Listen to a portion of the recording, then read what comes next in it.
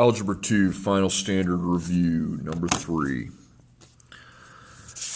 Okay, and here's what it says. The capacity of a small children's swimming pool is 106 gallons of water.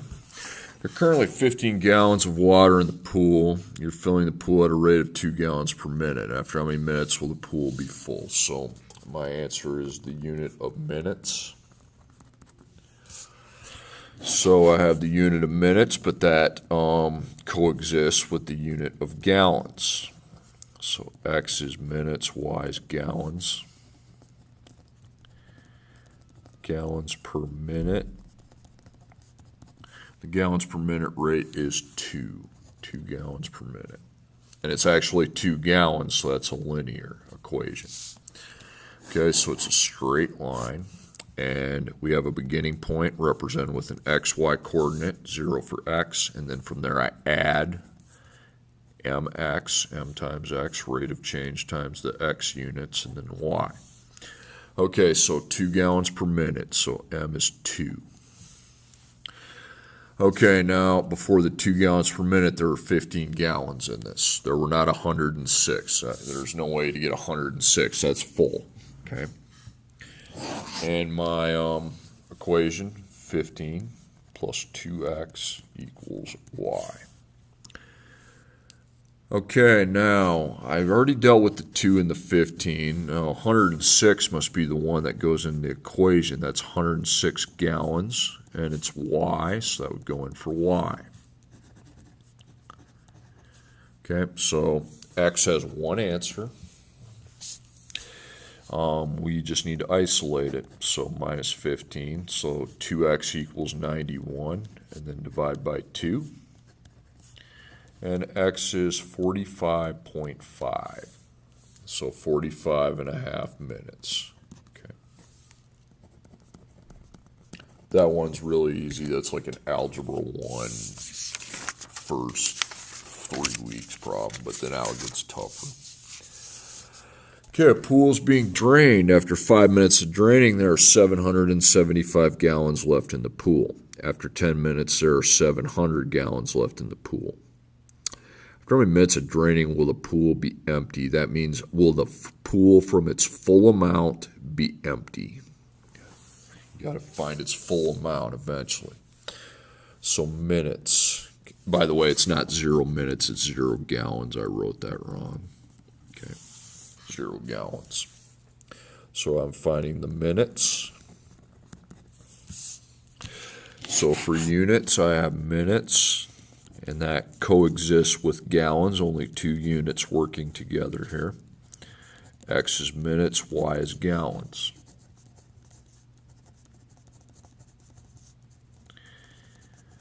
Okay, now, gallons per minute is unknown. But if you think logically about it, it drains at a constant rate. It's the same every minute, okay? So there would be a gallons per minute that I would find, okay? And normally to do that, I use the y minus y, x minus x slope formula, slope of a line. And I have enough information because I know that with 5 minutes there were 775 gallons. And after 10 minutes there were 700 gallons. So that's going to work out pretty nicely to find. So y being gallons, I know we're going to have 775 minus 700. You got to put gallons on top. And then minutes, so 7, 5, and 10. So that's going to be 75 over negative 5, and that divides to negative 15. So negative 15 gallons per minute. So I was able to find it. It's negative because it's obviously draining. Okay, so it is a linear function, so x, y. And from there I would add mx, and then end up at y again, some other y point. Okay, so my m I know is negative 15, but that means I know it's losing 15 gallons per minute, but I do not have any idea where it started at just by looking at the problem, okay? And a lot of people think, oh, 775. No, that's after 5 minutes. That's 0 minutes. 700, no, that's after 10 minutes. So, to find the beginning, the true beginning, I know a surefire way is to use y equals m times x plus b, the formula for calculating a y-intercept. Okay, so I'm going to need to know a combo, because I know m is negative 15. That's a done deal. Okay. Combination, 5 minutes and 775. That'll work. You can also use 10 minutes and 700. After all, if it's a constant rate, it should be the same, shouldn't it? Yeah. Okay, remember, it tells a story. So the y is gallons. So it had 775 gallons. Now, what caused me to have that? Well, it's from draining 15 gallons per minute for 5 minutes. Okay, so to end up at 775, I multiply negative 15 by 5. That's negative 75. So it had lost 75 gallons, and then plus B. Okay, remember, don't do anything stupid like divide. You add 75. You'd add the gallons lost back onto that to find the beginning amount, and that would be 850. Okay, so now I can write my linear equation. We had 850 plus negative 15x, meaning it goes down 15 gallons every minute, equals y. And 0 gallons would go into the equation for the y. And x would have one answer, and I just need to isolate it. So I would subtract 850 from both sides. So negative 15x equals negative 850, and then I can divide by negative 15.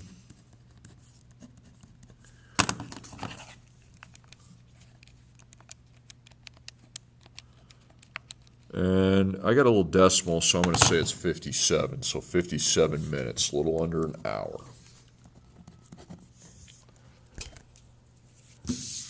Okay, third problem. Hair salon receives a shipment of 84 bottles of hair conditioner to use and sell to customers. Two types of conditioners received are Type A and Type B. Type A costs $6 per bottle. Type B costs $8 per bottle. The hair salon's invoice for the conditioner is a total cost of $552. How many of each type of conditioner are in the shipment? So I need to know how many Type A we have and how much of Type B we have. So that's going to be 3 units. So definitely need a table.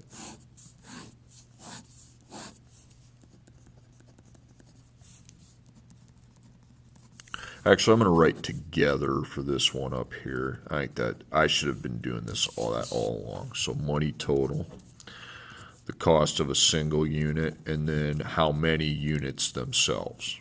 Okay, and then I'm buying A and B. Okay, I can just read that problem and know there's 3 units. Because, yeah, there's a money, but you're buying 2 different things with it. So that forms 3. Okay, cost for single, cost per unit. Well, Type A is $6 per bottle. Type B is $8 per bottle. And then you're not really selling them together, so you can black that out. Okay, now the units, 84 bottles, but it does not specify if that's A or B, so that's their total, that's how many together. And then X and Y. Okay, and the total cost ends up being $552. And that's 6X and 8Y. So I have my system, X plus Y equals 84. 6x plus 8y equals 552. And I'm going to be a smart aleck. I'm not going to finish this because by this point, if you don't know the procedure for this, you probably don't deserve to pass a class. 6661111 and so forth. I'm not going to wait. You don't have to finish that one. Okay, I will finish this one. An adult pass to a fair costs $2 more than a children's pass. When 378 adult and 214 children's passes were sold, the total revenue was $2,384. Find the cost of an adult pass, cost of a children's pass. So I'm going to write adult. Now I'm finding cost, so it's going to be a dollar amount. So if I get a decimal, that makes sense because monies have decimals. So I've got the adults, I've got the children, I've got the money, 3 units. Just make sure you total, how many single. So money single, money total. And then you see adults and the children. But I'm going to start writing together. Okay, I like that better. Okay, cost for single. Well, I don't know how much the adults cost, and I don't really know how much the children's cost either. Now, I don't want to use X and Y, though, okay, because I'm not really selling a pass together, so eliminate that. Okay, then above it, adults, you got 378, and children, you got 214. Okay, now, the only thing you really know about cost is that one's 2 more than the other, so you don't want to use Y. You want to use X plus 2 and X. X plus 2 would be our adults, because they cost $2 more, and X would be the children. Okay, that's how to handle that. And together you can add those. I mean, you can do it. 378 plus. You're not really going to need it, but 592. But whatever. Okay, so 378 times X, 378 times 2. That's going to be 378X plus 756, and that's going to be 214X, and we have our total cost at $2,384. Okay, so I can write I can add the X's, okay? Let's just add 378X plus 756 plus 214X equals 2,384. But the X's are on the same side. So if they're on the same side, we're going to add. That's 592X plus 756 equals 2,384.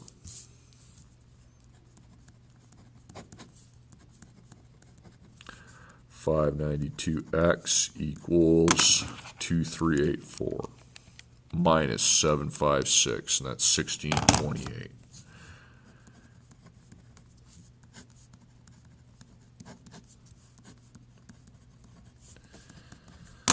Okay, so 1,628 divided by 592 is 2.75. Now, that's the lesser of the two. That'd be your children's, because X is right here by itself. That's under children. Now all you do is take 275 plus 2 to find the adults, 475. So remember, with the more, when you don't know two things, but you know one is 2 more than the other, you want to use X plus the number in X. You don't want to use Y. It makes it really not very efficient. Okay, I like this next one. Robson drop kicks a kid across the room from a height of 6 feet at a velocity of 40 feet per second. How many seconds that kid land on the ground? Okay, seconds. Okay, so what unit is seconds acting with? Feet. That's X and Y, 2 units of measurement. Feet per second is 40, but if you think logically, it's not a linear, because the kid's going to come back down. I don't think he's just going to keep going up forever, infinitely. So it is a parabola, okay? So a parabola, we need a pretty big box here. So I've got negative 16x to the second, because gravity pulls that kid back down, plus 40x, plus the height he started at, which is 6 feet. That's going to equal y, but then the ground is 0 feet. We know that. And 0 feet would be substituted in for our y variable. Okay, so I'm solving for x. Well, it has 2 answers. Well, in this equation, it's to the second power and it's to the first. So probably going to need some factoring here. They're all on one side, so I've got greatest common factor and the t-chart, or the quadratic formula.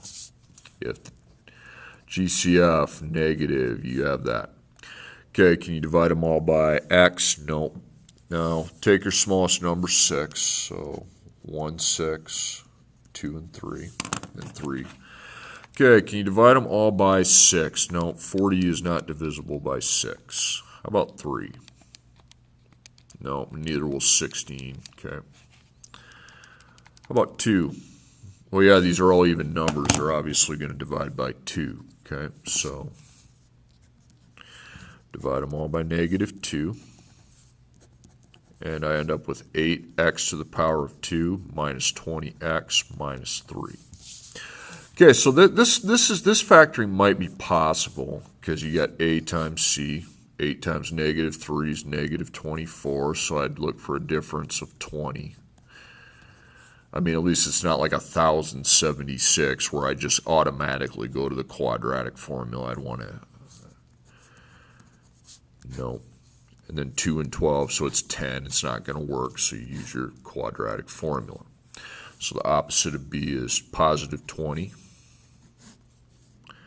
Parentheses second minus 3 straight parentheses, and I have b, so b is -20. 4, and then a is 8, and c is -3, and then 2 and a, which is 8.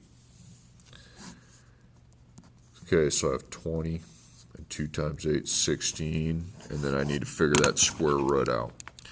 So I'm going to square root, and I'm going to have -20 to the second power, parenthesize that, minus, and then 4, 8, and -3. Okay, I got 22.27. So 20 plus 22.27 equals, divide by 16 is 2.64. Okay, and then 20 minus 22.27 equals, divide by 16, and that's -0.14. Okay, so negative isn't logical, so 2.64. Again, it ends up being a quadratic equation. You got to find the 2 answers for it. Now, next one's quadratic equation, but you're not finding the same idea. Okay, a go-kart track has about 380 racers per week and charges each racer $35 to race. The owner estimates that there will be 20 more racers each week for every $1 decrease in price per racer. How can the store maximize revenue? So you're finding the maximum revenue.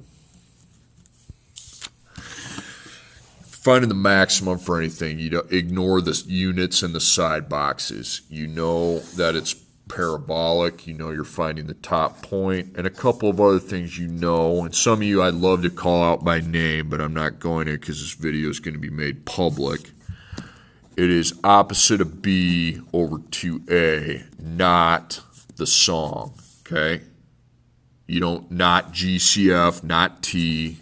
This. Okay. That is how you find the X. And then the Y, you replace X on your calculator once the X has been found. So let's get an equation. Now, this is not gravity. It's about revenue.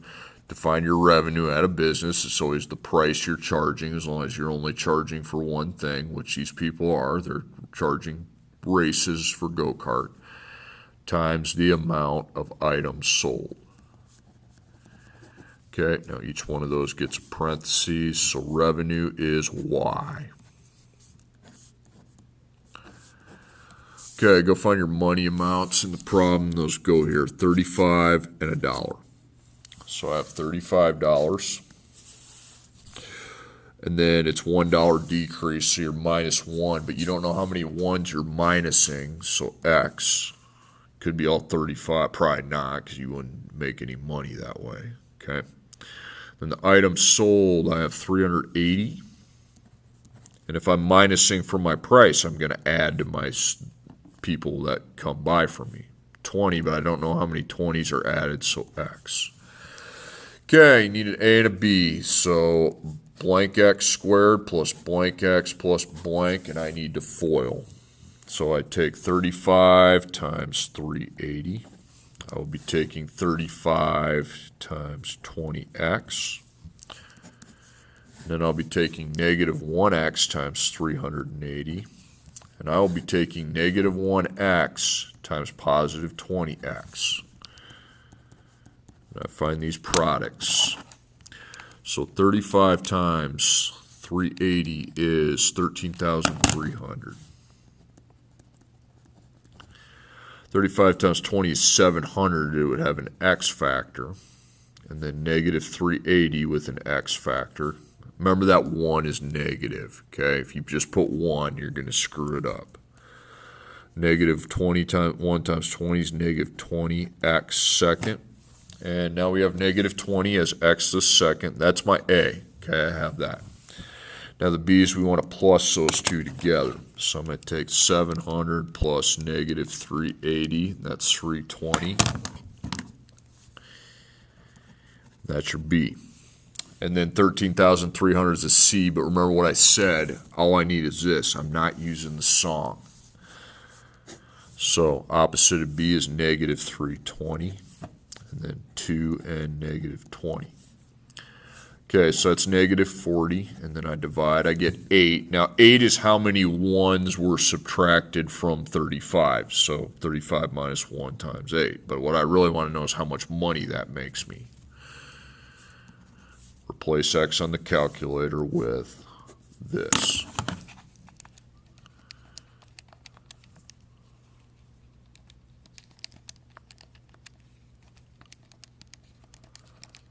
$14,580, and that is my maximum revenue. Booyah. Okay, last one. Price of a football ticket is $75, increasing at a rate of 2% each year, but not $2. How much will the ticket cost 10 years from now? So I'm finding the cost. So I have cost and years. So X is years, Y is money. And dollars per year. Now there is no dollars per year, it's a percentage per year, and it's increasing, so plus 2%. Well, that is not a linear function then. That is an exponential function because it's not increasing by a constant amount. It's increasing but not by constant, okay?